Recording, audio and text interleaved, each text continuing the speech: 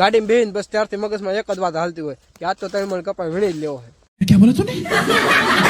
પણ જો વજન કરાવવા જાય ને ગાડે તા તો 2 મણમાં ઓછો રહે. અને રહી બ્લોગ બનાવવાની વાત તો આખો દી વિચારોમાં દિયો જાય કે હમણે બ્લોગ બનાવવું અને બ્લોગ બનાવવા રહેવી તો કપા ન થાય. અને આવીને ત્યાંથી તો 12:30 વાગે લગી નો કઈ બોલે કે નો કઈ પાણીનું નહીં કઈ ખાવાનું ઠેકાણા બસ કપાસ વીણા જ કરવાનું.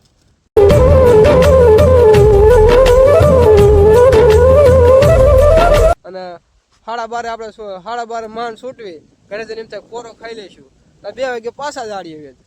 कैसे कैसे लोग रहते हैं यार यहाँ पर. साला तुमको पागल कुत्ते का गाड़ी उठा के ले जाएगा बता रहे हैं हम. 6 વાગ્યા લગી नेकले दाढ़ी ते बीजू कई बात नहीं.